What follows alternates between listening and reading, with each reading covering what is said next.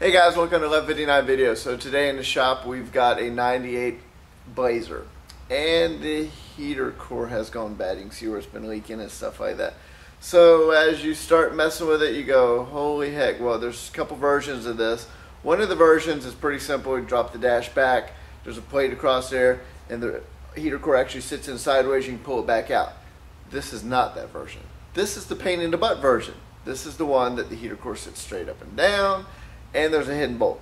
So I'm going to show you where the hidden bolt is. I'm going to show you what we did. We've already tore it apart. We've already gotten the other one out.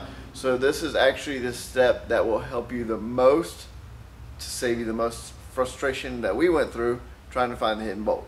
Don't worry about the bolts on the bottom on this, on the inner fender well that someone else was talking about in another forum. The biggest thing is you want to be able to tilt the plenum back just enough to slide your heater core out, slide it back in, save you some time. Technically, you don't even have to take out the dash. We didn't take the dash, we just sat it there. You can take the dash out if you're trying to get more room in there. We try not to take it out because that's more work, we have to put it back in.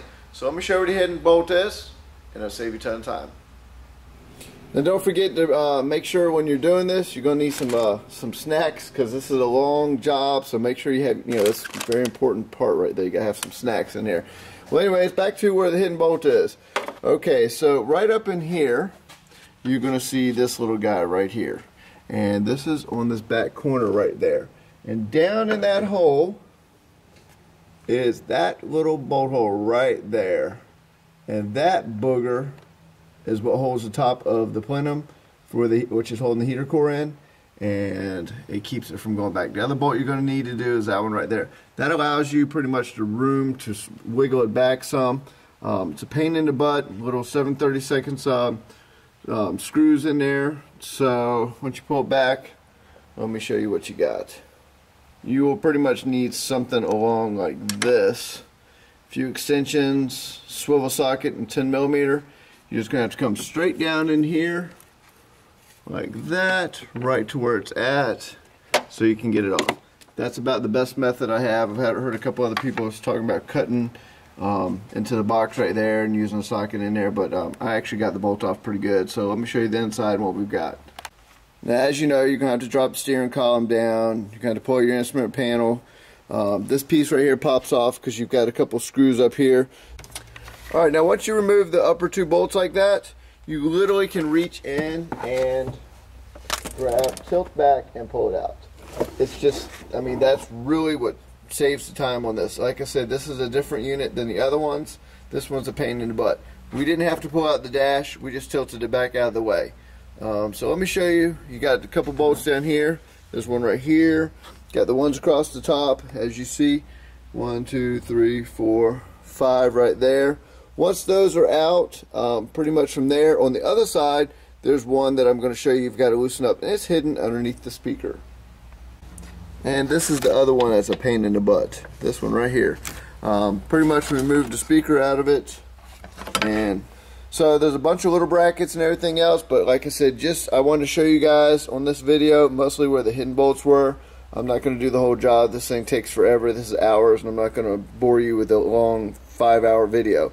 So from there, we're going to go ahead and start putting this thing back together, and I'll show you from there. Alright, as you see, we got the cover back to the heater core. We slid it back in, got the servo back on the side door, and we've already tightened up the one firewall bolt. Let me show you where that is. Alright, we've got the heater core coming back through the firewall. We tightened it up, snugged up that bolt right there. Now, we're going to go ahead and put this one back in right here. And what we're going to do, this is what I'm actually going to use. I'm going to use a magnet with a bolt on there. Then we're going to do the swivel. So I'm going to hold this, and helper's going to do the swivel. We're going to get knocked out. Alright, so the way I pretty much got that in there is I took a magnet, held this like that, put my socket right to it right here, put it into the spot, started turning it, got that tightened up. So that was tight, this one's tight. So we're going to go and re-tighten up this right here, hook up the rest of it under here. We still have to put the actual little heater element piece right back in here. So we're going to put this in there, tighten it down, and go ahead and get this thing wrapped up. Alright guys, we pretty much have finished bolting the dash back in and went ahead and hooked up the hoses. Now if you went ahead and bypassed your hoses, you're going to have to hook them back up and get it going, so that way you'll have some flow. Make sure you top off your radiator and stuff like that, so because you've lost a little bit of your coolant when you've changed out your heater core. So anyways, I hope that helps you find the hidden bolt that's in there and get this done. This wasn't a complete dash removal and heater core video. This was just to show you where the hidden bolts were. So I hope that helps you guys. I'll catch you on the next one. 1159 videos out.